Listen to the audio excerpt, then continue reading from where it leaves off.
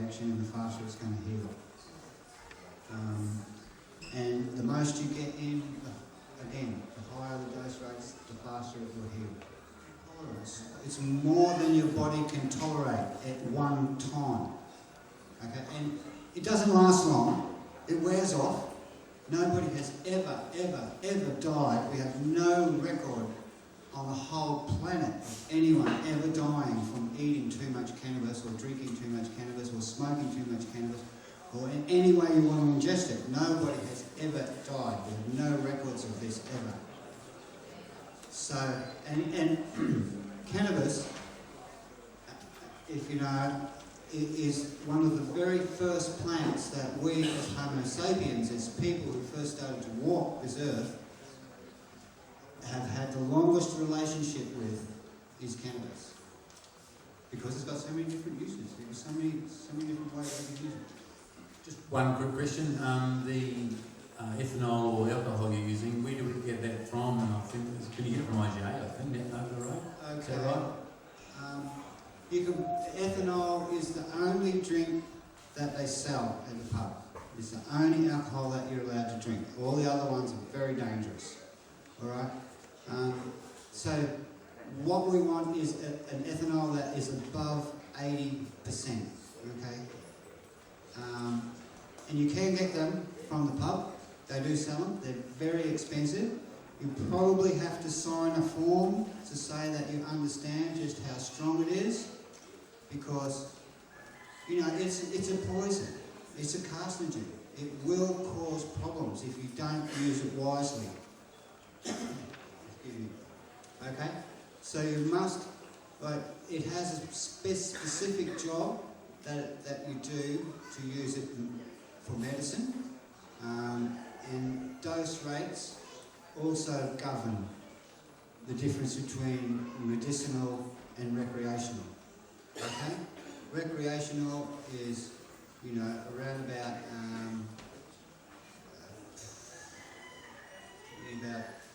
10 mils of ethanol per hour will be recreational. But below that is medicine. Okay? And the maximum dose rate that you would get from using a tincture, and if you even look at some of the old bottles around that came before 1936, 10 mils an hour is your maximum dose rate. Okay? And over that, you know, and to be taking 10 mils an hour of tincture, man, you would have such a headache, you would be in so much pain that you wouldn't care if you were asleep for a week. Okay? It's not something that you have, oh, I'll just go and have 10 mils, I've got a splinter. No, it's not like that, right? That's your last draw. That's as far as you can go with tincture, so you will be suffering a lot before you get to that, to take 10 mils an hour. So Al, we've got past 420, doesn't matter. It's always 420 in Nimbin. I've got David and Dacia Stevens to make a presentation. Really want to thank Al. Our journey started with, oh, there we go. Our journey started with medicinal cannabis here at the Mardi Gras last year. This time last year, she wasn't so bright and chirpy. She was a zombie, to say the least. She was on 7 anticonvulsants as well as prednisone, and she was at a non-convulsive status. And I was sitting in the front row holding a 7-year-old girl, basically unconscious and on drugs and being seizing all the whole time. Our journey started, Andrew Cavalaris was here last time speaking last year. Andrew spent some time with Dacia. He introduced us to medicinal cannabis oil, which we had already researched.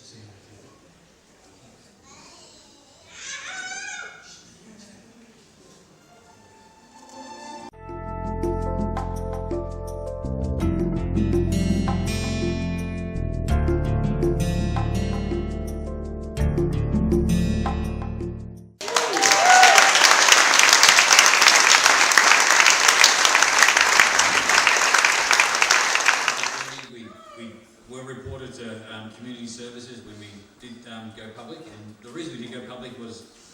for other families not to go through what we've been through, and save lives and give quality of life back to these kids. Bullshit.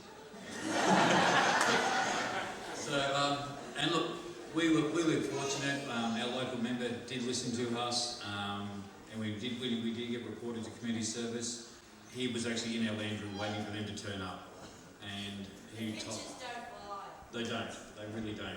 And it's all about education, and whether it's a politician or a school teacher or a member of the public, they need to be educated, and that's why we did this video, not for any other particular reason, but so people can be educated to know that this is a real medicine and it does have significant, effects on our children. I mean, look at her.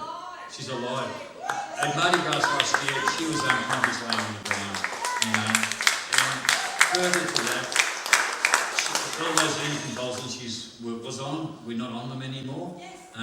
She's still on a slight part of it, but she was on the 7 anticonvulsants on an average 6 to 8 mils, and each one of those 4 times a day. You are 8, aren't you? I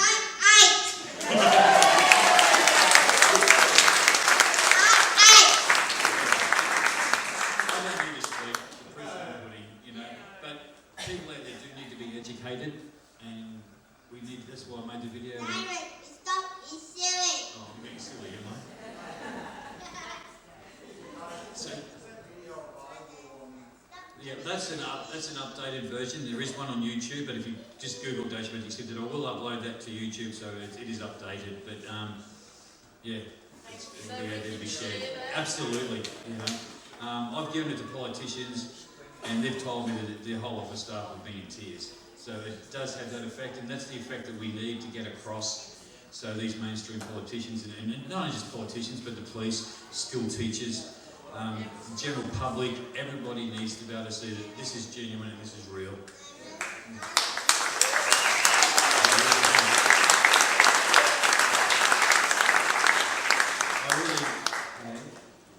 I think you've probably been bombarded with absolutely everything today anyway, but yeah.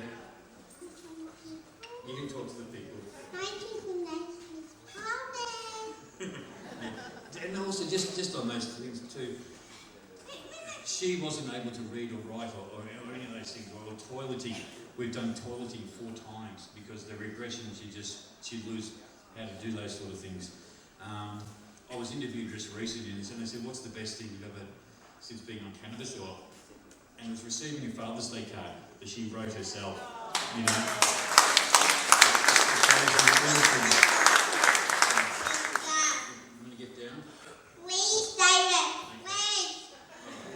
I know we're wailing till young, so is there any other questions? Because I know we've gone over time, so yes? Okay. How is her neurologist taking all this? Are they Okay, well look, basically, and this is probably a very important thing too, I've been totally open all the way through. Her paediatrician was advised beforehand over started. Look, in saying that, we had done absolutely everything in mainstream medicine. I mean, and they had no more answers. You know what? That's okay. So her paediatrician was sceptical, but he said, "David, you don't have a choice." So we went ahead with it, and we told her neurologist, and she said she couldn't really comment much on that. After about 5 months, her paediatrician wrote a report to her neurologist and an entomologist. An entomologist is above a neurologist, and he actually wrote in that report that he was sceptical, but the results he's seen with Dacia and cannabis oil have been miraculous, and further things need to be done with this medicine. So that was pretty powerful. And just on her neurologist, we saw her neurologist about 3 weeks ago, and she's at Sydney Children's Hospital, which is where they're going to be doing the trials. Oh, okay. 2 things come out of that meeting was, number 1, she was able to speak more open about it because they're going to be involved.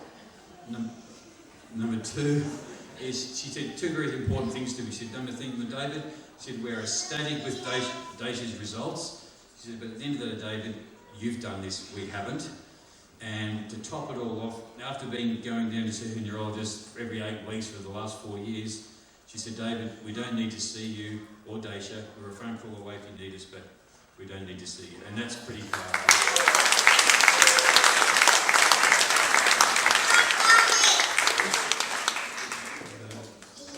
Any other questions or? I understand Andrew Catalaris was the doctor that did this miracle. Absolutely, and Andrew's been absolutely phenomenal. I mean, Daisha, look, without being a word of a lie, there's a good chance that Daisha wouldn't be here today if it wasn't for Andrew.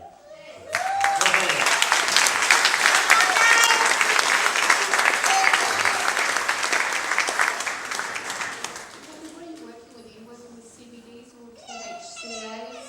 Yeah, it's all the Z7. We use the sonicating process.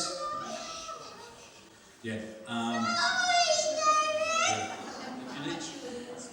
Like you do it 4 times a day? No, we actually I've been experimenting with that, and we were on 3 meals 3 times a day, and I've actually been able to take Daisha back to 3 meals twice a day, and we're still seizure free. So, do you know whether, just up here in front, Oh, okay. do you know whether other parents who have children with the same condition, do they have to wait until it's the last straw, or should they step in earlier? In hindsight, I would have loved to have stepped in early because I could have saved a lot of brain damage from 4 years of hell. So I tell people, just don't wait. Get the message out. And I say that even now, and don't wait for the trials, just do it now. Honestly, these kids don't have that time to wait, they really don't. Yes, Ash? Awesome, mate. I just want to say for the record, how much do you reckon that would be saving the taxpayer with all those medications? Well, it goes beyond that, and I've actually mentioned it to politicians, because politicians always think of dollar value, but we no longer need weekly trips in the ambulance. We are not in the emergency department, we're not in the resus room, we're not being sent up to ICU. We now don't have to go to see neurologists in Sydney every 8 weeks. So that's in hundreds of thousands of dollars. Yeah, absolutely. Whoa, okay. Awesome. Yeah. Just to extend on that, how well are you sleeping? Well, that was the biggest thing. I mean, beforehand, Daisha would wake, because the continuous spinal slow sleep syndrome, the dangerous major seizures she would have are at night time. And what would happen is if she wasn't asleep within 20 minutes, hang on, excuse me, father's job. If she wasn't asleep within 20 minutes, you guarantee she'd have a big tonic-clonic. Now, saying that, she couldn't sleep. She only didn't have any REM 2, 3 or 4 patterns of sleep, so she was like a newborn baby, would wake every 3 to 4 hours. So every night, every 3 hours, you would have to be awake, make sure she was asleep, and she was asleep for at least 20 minutes, otherwise you were going to have another tonic-clonic seizure. And that would happen 5 times a night. When she went on medicinal cannabis, she started sleeping from 7:30 at night to 6 o'clock every morning. And it took a while for us as parents to actually adapt to that, because in our house we have infrared cameras. That's why you saw those shots of her seizing and my bum crack. Because we have that hooked up to a hard drive, so that was a tool to take to the neurologist, as well as we have 3 TVs throughout the house, so if she was in bed asleep, we could monitor her from the lounge room, our bedroom, wherever we were. We had an infant monitor under her bed, so if she did have a seizure, that would go off, and that did save her life, because not all seizures actually have vocal noises as well. Getting to be as a parent, it's now phenomenal. We are sleeping all through the night, and it's not only just that, it affects the whole family. Now, this year, we went to Sydney for the New Year's Eve fireworks. Now, before medicinal cannabis, we couldn't go out of a night time. The kids had never seen fireworks, they'd never been to a local show. We took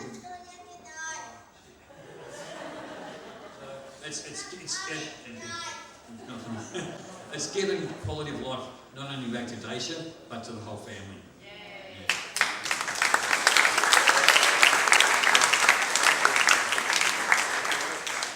And that's about it. Can't see my hands. Do you want to say goodbye to everybody? No, not go away. All right. Thank you.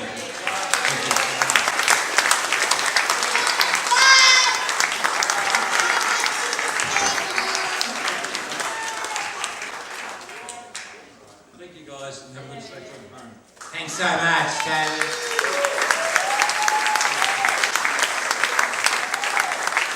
Father of the Year. Just give you a quick background, because I'm going to disclose a lot of information you're going to be able to use today. Our background, we're an educational non-profit foundation. We've saved the taxpayer probably $4 million, 5,000 cases on record with the skin cancer, own different formula, goes with the diet. We were the first to get Alzheimer's Australia on record in 2001 with the medical records for Alzheimer's curing. With the oil and Alzheimer's Australia on record in 2001 with the medical records for Alzheimer's curing. With the oil and the diet. Now the thing is, basically we wrote about 140 programs at Tamworth, free. So if you've got cancer, we give you the info, make sure you give your email and your condition to us. Most of the time we've got it, we just give you the meds. That's probably why we're broke. But the thing is, what's very important is I'm going to talk about the adjuncts that go with your treatment, your cannabis, because without the diet and the other stuff, you haven't got the best defence. And it's I've got to clear the air. I'm sorry for everyone that already knows this, but I'm afraid because of the amount of programs that we have to deal with. I'll give you one case example. One of the volunteers from Tamworth has already improved now with the lupus and other stuff, and the oil's only doing so much. With the Biohawk, it's rhizomes with turmeric and ginger. Again, this is only an example. And now the diet, he is better. Now, the same goes with any of your conditions. For example, you might not realise there's a lot of things that can go with your cannabis. For example, we just saved a lady from a double mastectomy. We've got her medical records. We've got about 22 medical records we're taking on TV this year to show the public that they work. And we basically are taking 300,000 signatures with a mandate and the federal government to court to say, prove that dietary cannabis is a dangerous drug.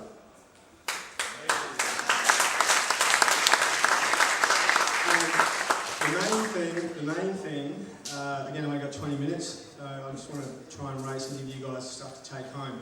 The main thing, though, is that, especially I want to touch on the sprouts and the amount of THC acid and CBD acid that's after a plant after 14 days, and what 1,000 sprouts can do in a drink as preventative medicine, okay? And then you look at the whole acuity issue, what it can save the taxpayer, okay? And we are getting medical records of healthy people drinking the juice, showing how their levels are improved, not just the medical records on curing people with the juice. Now, we're on the food side, sorry, the latest research, you've really got to get up to it if you want to talk about dietary cannabis, I'm afraid, because cannabis is not a recreational drug, it's not a medicine, it's a food. You can use it as a medicine or a recreation, but the amount of proteins, essential, the whole list, I'm not going to go through, I've got 20 minutes. It's more of a food than anything else. Terpenoids, flavonoids, they're all preventative medicine. What we'll show is that the cancer figures are going to double by 2050. You need to drink, the most curative action that cannabis can do is in its prevention, not in waiting, oh, I've got cancer, I better go to the clinic. You start juicing now. Now, I don't know if anyone knows about Dr. Courtney's research, okay, so that guy that said THC acid doesn't relieve pain, and I had to walk outside, sorry, do you know Dr. Courtney's results of juicing the canatonic strand? 3 days, all the pain's gone, the symptoms are gone. Now here's my question, if she drank that juice before she had those symptoms, could they have developed later? Okay, so we're on the same page. Sprouts, I'll get to the sprouts and what we've done with that. It's very easy to do 1,000 sprouts after 14 days and then put them in a drink and then put other stuff in that has therapeutic action with the bioavailability. And you have a look at the latest research on the THC acid for its anti-inflammatory. And there's a reason why the Sativex failed with pain. All the shares are gone. Okay, the programs are important because, for example, we've done everything from psoriasis to heart disease, diabetes, to cancer. But again, our job, even though we don't get paid, is in research. We can look at the Gerson, we've got our own sour formula, black sour. If people ever heard of that, no, Dr. Andrew, I was telling you, we've got our own formula, less zinc, It uses the curcuminoids to stop the sting and the inflammation. If you don't, that's what we've got 5,000 on record. We've done our own sour formula. Our medical records are on YouTube. If you go have a look at Panacea Black Sour production, we've got our own medical records around formula. Now, any program that you guys want, if you're going to do the cannabis by itself, forget it. If you want to use it with what you should, for example, none of you know about the Biohawk, do you, or the, some of the sour. Now, I'll show you one case. We pulled up metastatic stage 4 melanoma with the sour. Okay? Very bad boy, that one. You might be alive by the end of the week for the cannabis to work. But if you know how to use these other alternatives, and we've done everything from the Gerson to the whole range, okay? Now, if you know how to go through the lymph suppository, draw from the secondary tumours, and use the cannabis as an adjunct, and the diet, because you still need to know the aftercare program, what to keep in the diet to prevent these. Now, I'll give you one example. We had veteran users of the black sour come through for the last 2 years, saying, Ash, we keep putting the sour on, it gets rid of it locally, your skin cancer, if you use the proper formula, you know what you're doing. I keep getting rid of it locally, it doesn't stop it appearing elsewhere. Now, it was only when they added the curcuminoids into the diet, the turmeric, made bioavailable, okay, and cleaned their system out with the internal version, did we finally have success. In other words, we don't want you using black sour for the rest of your life. You've got to know the aftercare program, it's the holistic part. What do you keep in the diet to stop it coming back? Now, okay, you're going to you might read a lot about, have the smoothie in the morning, have the raw food, have the cooked food at night, or blah, blah, blah. You're going to need the ferments to digest all that to capacity. Okay? There's a demented fermenter in the audience. It's like, Ash, guess what, mate? I had the juice this morning, I had raw food, I had a little bit of cooked food. What about your ferments? How are you going to digest all that to capacity? Shit. So there's a lot of pieces that you can add in to make all this more effective. Okay? Only results count. Okay? And often changes in that process. We're bringing a machine over from America that will give us 30-second tests so that we can test whenever we like, during the grow process, during the making process, and even later once meds have been handed out to whoever is receiving them as an end product, and also have them tested to see what they're having, what's changed. Obviously the temperatures and time, cannabis changes its compounds. There was actually, I read a study recently, they took I think it was 100 or 120-year-old sample from a museum and tested it for its compounds, and it had actually come all the way back round, so from THCA and CBDA decarboxylated into its alkaline forms, and then, like in the body, had returned to an acid form. So the acid and alkaline both definitely have their benefits for different conditions. Unfortunately, I don't think anyone really knows exactly. I say this isn't a science yet because, as you've heard from the discussion, the terpenes perhaps and how they might work. Then find a mic wherever the mic is. The easiest oil? Okay, the easiest oil and probably the most effective would be what I call a high-speed alcohol extraction. So this is something like Rick Simpson would make. So he would take an E4, ethyl 4, or an ISO, or I don't particularly like using ISO, it's just an old school thing. Lots of people argue with me all the time about it, and that's fair enough. I like to use ethyl, even though it's an A-grade carcinogen, a very dangerous product in all its forms, explosive, poisonous, and, all of that. It's a good extractor.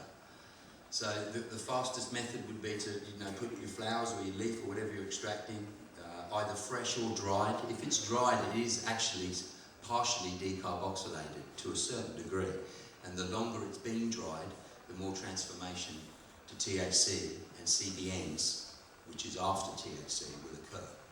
So the best way to make an acid product is from a live plant, from a fresh plant. So we make all of our oils in an acid form first, and then decarboxylate to the point that we wish to decarboxylate to.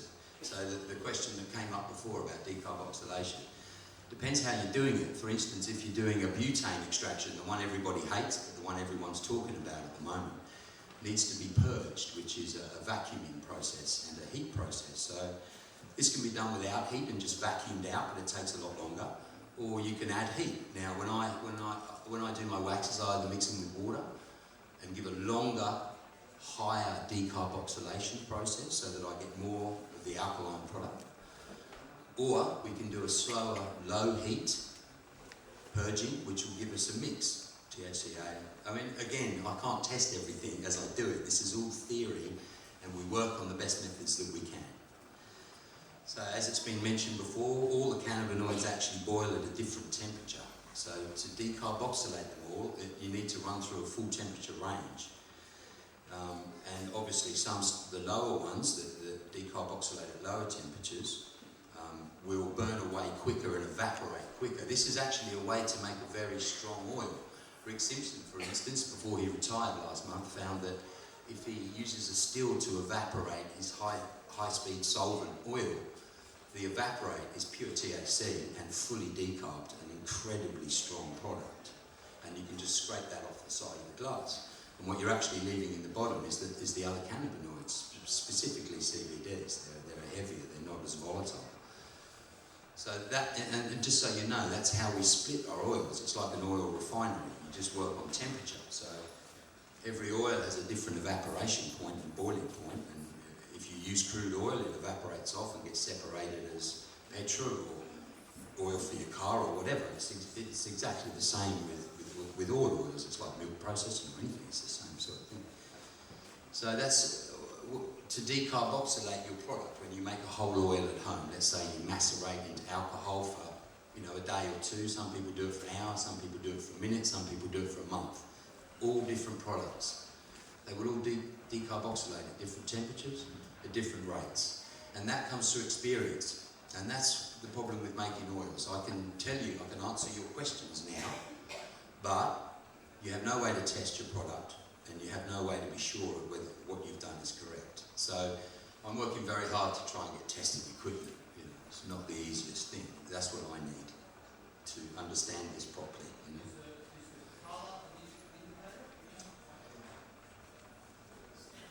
So is the colour of the finished oil or wax, is that any indicator of what you've got? Well, it can be an indicator of the process. For instance, a wax that is vacuum purged with heat and water, so the water's left in, will produce a runnier, more toffee-like product that is a lot darker in colour. Whereas if you remove all the water and as much of the butane as you can through movement, before you purge, you end up with a much lighter product that dries into what they call a crumble. Okay, it's like honeycomb. Some people call it honeycomb wax. So it all depends on process, and it all depends on how dry the plant was and how decarboxylated it was in the first place, and whether it's organic or hydro. For instance, a pure organic product will produce 20% more terpene than a hydroponic product. And the only reason for that is it has organic process in its growing. It produces more essential oils, basically. THC is an external oil, so hydroponic weed can often be very strong because the THC grows in the trichomes and is prominent on the outside. As was mentioned before, some of the other cannabinoids are within the plant itself, more internal, like CBD is found more in the leaves. But that's also strain specific. That's why I can't offer a CBD product at the moment, because I don't have CBD plants. We've just got the ACDC strain, so we're chasing phenomes now that are low, below 2%. Once we find those phenomes, then we can produce a wax that is CBD wax, or a CBDA wax, depending on how it's made. So getting back to the questions, you guys want to make oil at home, yeah? You've got plants you want to make oil. So the fastest, easiest method would be to take the flowers and to dry them. If you want a non-decarboxylated product, then you don't heat it. If you do want a decarboxylated product, you can heat first, heat the flowers, or you can produce the product and then heat it afterwards. The easiest way at home is to put it in the oven and get it to a temperature. Use one of those guns, you know those temperature guns? And shoot the weed whilst it's in the oven. Open the door, turn it over, shoot the weed. What temperature is it? I run it at about 110 degrees for about 20-40 minutes, depending on whether it's leafier or heady, more head. You can tend to smell when it starts to change. You can actually smell a smell, and that's an experience thing. Then we take it out and let it cool, and then we do a cold extraction. And then we evaporate the extraction if that's what we're doing, if we're using heavy solvent. And then you decarboxylate further if you wish to, or like your question, decarboxylate it in the oven, put it in the jar, put your alcohol in, shake it for a few minutes, then pour it off and evaporate away the alcohol. That's called a high-speed extraction. Lower amounts of terpenes, lower amounts of CBD, higher amounts of THC. If you macerate for a day or two and then do the same thing, you end up with an oil that sets. But when you heat it lightly, it melts. And the reason for that is it's got more terpene in it. So the terpene actually can be produced as a powder, or if it's cooked with water, it will turn to an oil. So again, it's all about processing. So it's very hard to answer what temperature do you decarboxylate at. You know what I mean? I can't really answer that. It depends on the product. So, questions? Can you actually make the tincture without using alcohol as a preservative? Absolutely. I'll tell you a method now. That olive oil is one of the few natural products that will actually extract to a higher saturation point by about 4% over ethyl. So if you want to make a tincture, and this is how my tinctures are made, I use a hot-cold process with olive oil because I want to decarboxylate the product. So what I do is I fill a jar with ground cannabis, not ground, but mulled up is the expression in Australia. We mull it up, put it in a jar, and then we fill with olive oil. I fill the jar, okay, and then what I do is I put it in a hot water bath at boiling point. So about 80, 90 degrees is effectively the laser temperature that you produce from that. 30 minutes, then cool it for 30 minutes. Do that half a dozen times, and that's a high-speed olive oil extraction. And then what you find is that'll saturate quite heavily, so you can get a lot of cannabinoids into your olive oil. So it is then a tincture. From there, it drops under the tongue. Now that's a beautiful product. It can be, if you haven't used heat in the process anywhere, it's an acid. As soon as you cook with it, it becomes an alkaline. It can be used in a salad. It can be used as a tincture under the tongue. It can be put in a capsule and swallowed or shoved up your bum or whatever you want. It's actually one of the best products, I think, for the general use, easy to make, nice product. Now you can also do that with isopropyl alcohol. Only use the 100% stuff if you're going to use it at all. I don't like it because it's not food grade, it's not used in the food industry, and they have an additive which is a very small percent to stop it. It's denaturing it. So you can buy denatured alcohols that they add almond oil or some other product to stop you from drinking it, basically. That's what it's about. So, olive oil, fantastic extractor. Alcohol, fantastic extractor. Another one we make is hemp seed oil. So this is like an MCT vibration drop that we macerate. So we put the flowers into the hemp seed oil for a month. And I've got a little bit of that tincture on me. I didn't bring some today. I was a bit paranoid, to be quite honest. So I didn't want to drive into town. I came in at 1 o'clock in the morning. It might be someone else's car. Anyway, so the hemp seed oil is good because it has all the omegas, obviously. And we talked before about diet. Trizzy mentioned diet. It's very, very important. And it's not my area. It's not really what I do. But we're trying to involve people in opening clinics and dispensaries, or whatever we want to call them, who have that knowledge, who are used to working with the community and treating people and have dietary information, alkaline diets and all sorts of ACAT teas and all sorts of things that can help people. So our little thing is to try and open clinics up and down the country that are owned by the community, run by the community, that we make the medicine for. That's what we're trying to do. Any more questions? I just wanted to ask, you said... Olive oil. How long did you keep the jar with olive oil and mixture into the 80 to 89 degrees? For how long? It's 30 minutes, so 30 minutes hot. Yeah. And then put cold water for half an hour-ish. Okay. And then into hot again for half an hour. The reason for this is it just helps work the oils from the fibre. Okay. And then after that, you filter it, Yeah, and that's it. that's it. Yeah, Well, thank you. absolutely. But you need to decarboxylate first to do that. If you dried in the oven. at heat, 110 or so. If you go too hot, it'll actually start to burn, Right. and you'll lose the goodness. Right. So again, check temperatures. Okay, I can do that. I've And- got all these guns. And, you know, and that's honestly, Yeah. that's one of the most effective tinctures, easy to make tinctures, and it's a very, very good product. The Yeah. only thing is, all you can do with it is eat it. Look, I'm sure it would be a great carrier. I'm not sure about as an extractor. Do you know what I mean? Some oils extract better than others. Olive oil just happens to be a very good extractor. Now, if you want to put an oil into a carrier oil for a tincture, that's great. And chia oil or grapeseed oil or any oil that you think is beneficial, you can use.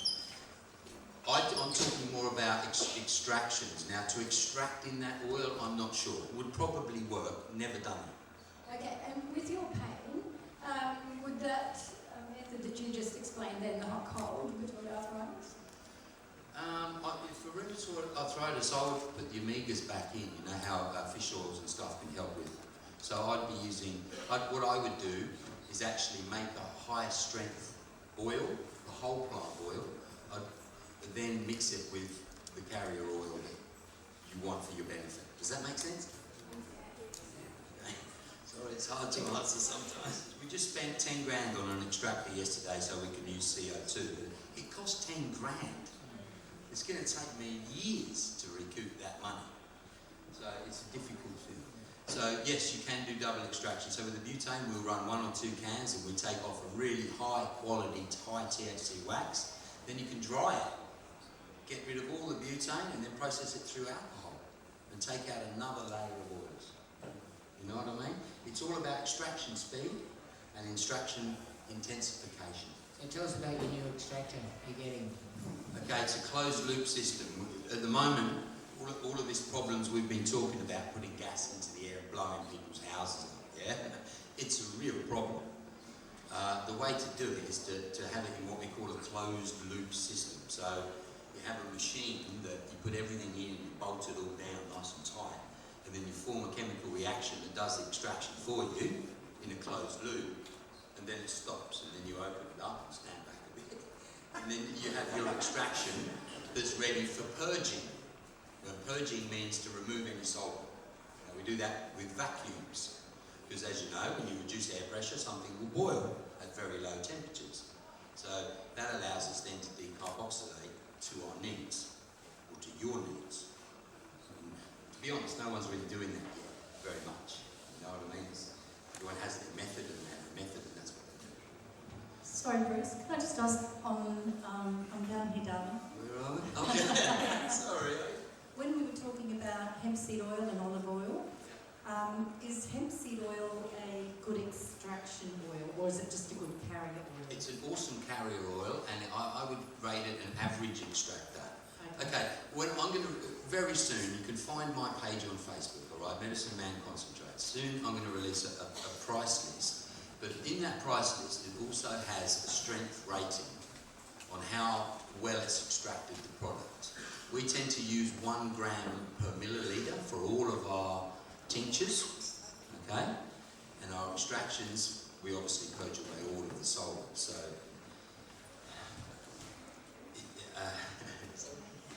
it's difficult to explain.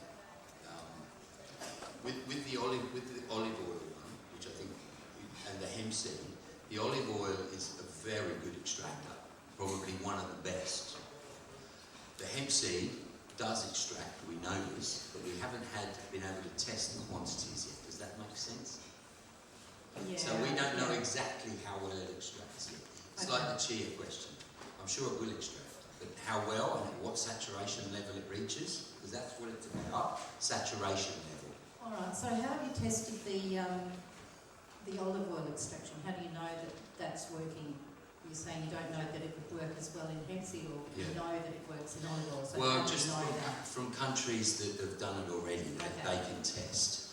So I haven't seen any results for any hemp seed extractions, or I haven't even seen results for MCT extractions. Now, some Australian people were doing that and getting tested from the universities, but that's not me. I don't have that contact. We have to buy a machine that's 30 grand. I know, it's painful. Testing is the big drama. Everyone's Testing's waiting the big for the drama. tester so we know what we've got. So what we're doing, what we're trying to do, is we're bringing in a machine that is, it can be run by anyone, and they pay a leasing fee to an American company for unlimited amount of testing. That costs about $3,500 a month for herb alone. If we concentrates as well, it's just over $4,000 a month as a fixed fee. So if you do one test, it's 4,000. If you do 1 million tests, it's 4,000. Sounds like a good reason for all the growers to get some cooperative thing happening, which is what a lot of people are saying and thinking. So what I've done there is I've done a deal with this company in America that when they send the machine, they'll do a leasing agreement with you, not with me. But they'll keep sending them because we're giving them a 30 grand deposit against the machines. So hopefully we can get one to you soon. And there's quite a few people here who are keen on getting some unity, some union, so we can share some of the big costs. Well, Testing is critical. I'll just say one thing. Any equipment that we get, we'll work out a way to rent it. Alright, so the extractor, for instance, maybe not machine number 1, but machine number 2, you'll be able to contact us, we'll post it to you for a week and charge you a fee. So hopefully it's reasonable. And that's another problem. I can't do this for free, and we're trying to set prices. It's bloody hard. Oh my God, how hard is it? $4 grand a pound. $4,000 a pound for where you're at the moment. And that's if you can get it. And that's if it, so if you equate to, you know, about a 20% return at $4 grand a pound, that's, you know, the 1 gram of oil is a very expensive product. It's very expensive. Now, you know, a plant that grows so easily, really, like in your backyard. But as soon as they change the laws, and I'm not at risk of losing my grow room, because to be honest, it's not about the bust, it's about the $1 million grow room.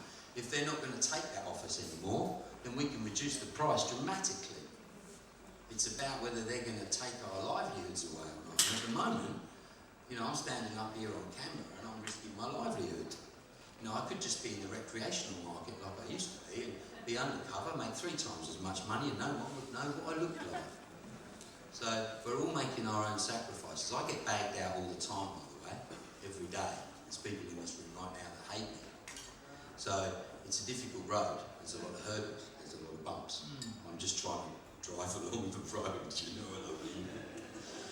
So, I don't know. Let me just say one thing. We're opening our clinics. We sent the first medicine yesterday to 2 men who are in hospital dying. And we're going to do our best. Alright, so if anyone wants on our list, they go through our list. They need to provide medical records. They don't need to have a TICS form, but you need to prove to me that you're really sick, because we're not going to sell to a single recreational person, not even a staff member. Alright? This situation has already arisen and been dealt with. So, if you want to go on the list, get on the list. You'll be put to a clinic in your area. 1, 2, there's at least 6 clinic owners in this room right now, and these people will help you. I will make you medicine. That's how it works. I'm not a doctor. Can you say the website? Thanks heaps for coming, All right, Grace. thank you. Alright, and rubbing it on, this is our biggest organ.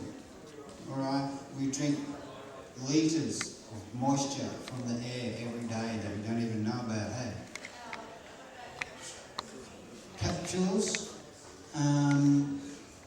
of infusion, yeah, that's fine, yeah, like one, if you wanted to put it in a capsule, look, it's not melted yet, but it's getting there. You would just, one squirt like that will fill a cap, okay? And so you just pretty easily fill up all your capsules, put the lids on. Yeah, okay. You can see it's still, yeah?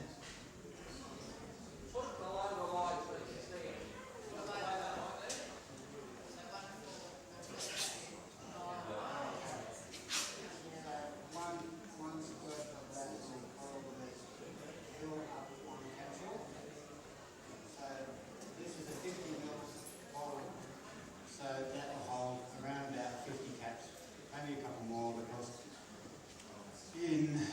sure you probably fit about, on double O cap, you probably fit about, I think it's 0.89, pretty close to 0.9, which is very, very close to a gram anyway, or a mil, anyway. So about over 10, you'll end up with an extra one, and so you can have 50 here, so you'll probably end up with a few extra caps. But that's okay. You take this into consideration when you take your dose, and you know that's the amount that does the job for me. It might be 1 cap, it might be 2 caps, it might be 3 caps, but you know your limit on how much you can take, just like when you have a drink. Okay, I don't drink myself, but I know a lot of people who do. This guy has 3 drinks, he's cool, but if he has 4, you don't want to know him. Okay, so he knows his limit too, and all of us know our limits, and that's what you need to do when you're finding out your dose rate. Is find your limit first. Okay, that's too much. Go back a little bit and work on that. Will be your regular dose. Okay, you want to keep.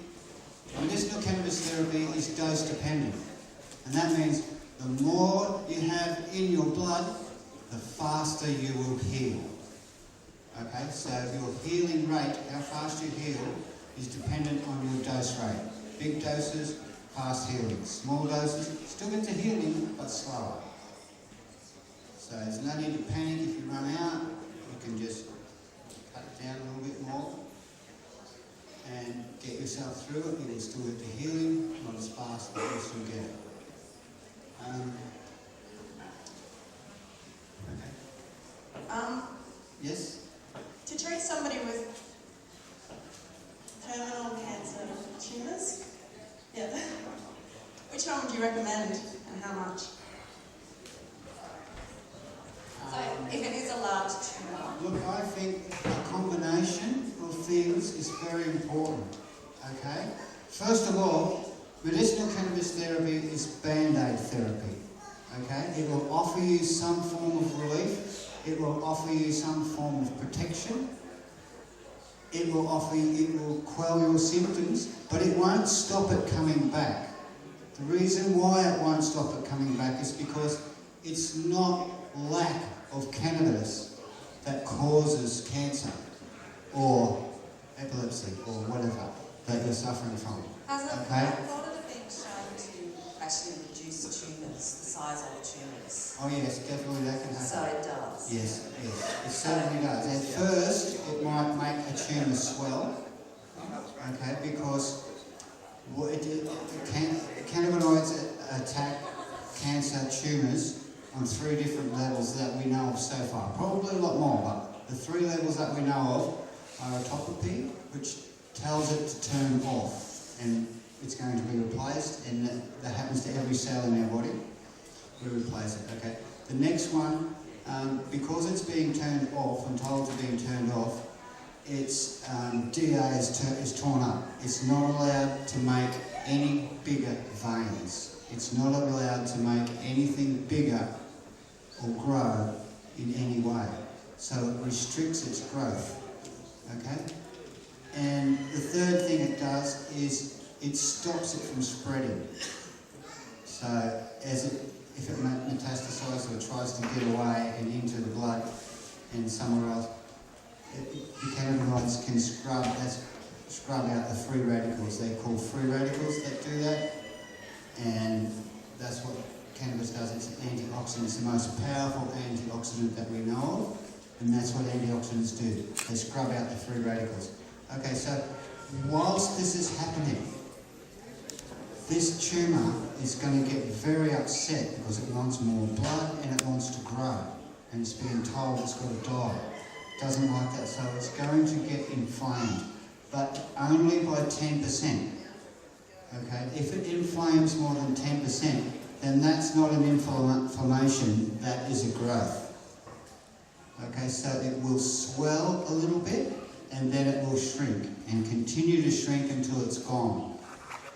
But when you first start off with tumours, you can, especially if they're in the brain, it can be very painful because if it swells even a little bit, it can hurt a lot.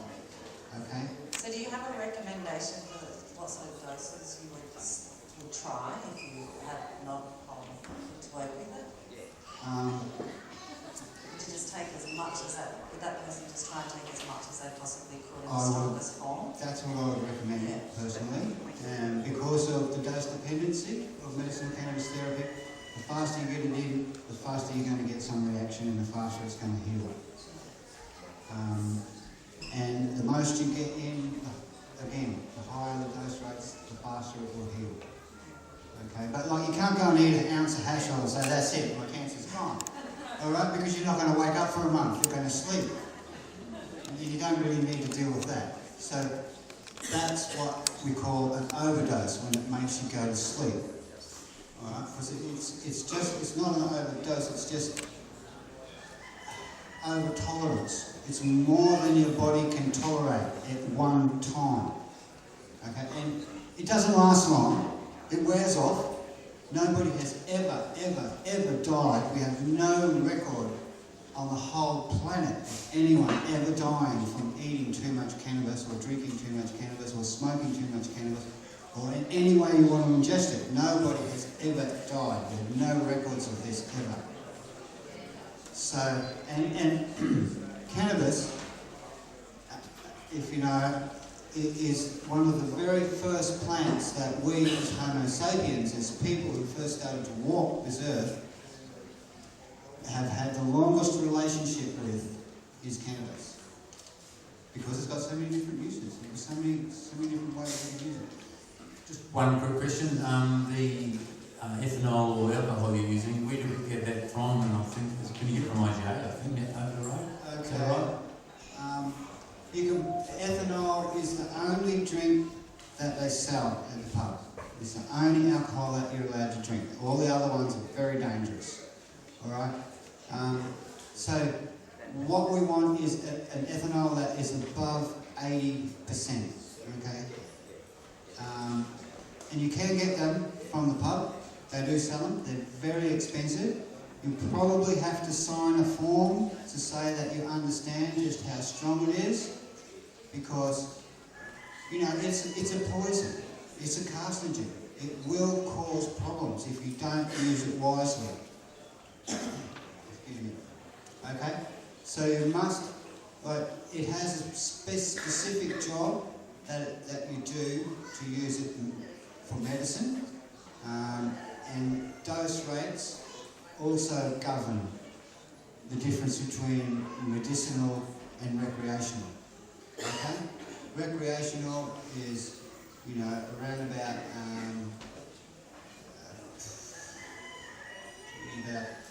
10 mils of ethanol per hour would be recreational. But below that is medicine. Okay? And the maximum dose rate that you would get from using a tincture, and if you even look at some of the old bottles around that came before 1936, 10 mils an hour is your maximum dose rate. Okay?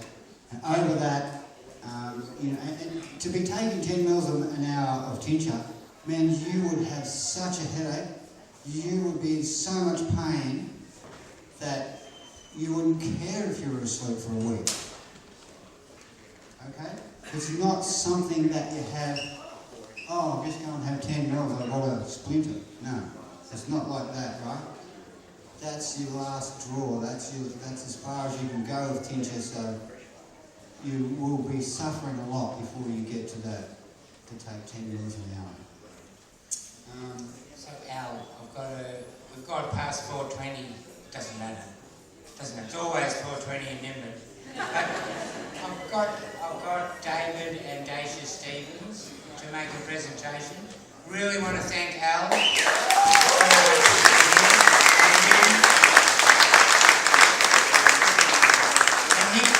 And he will be here. There's a lady wanted to ask me before questions. He will be out on the veranda to talk to this afternoon, won't you, for the next hour or two?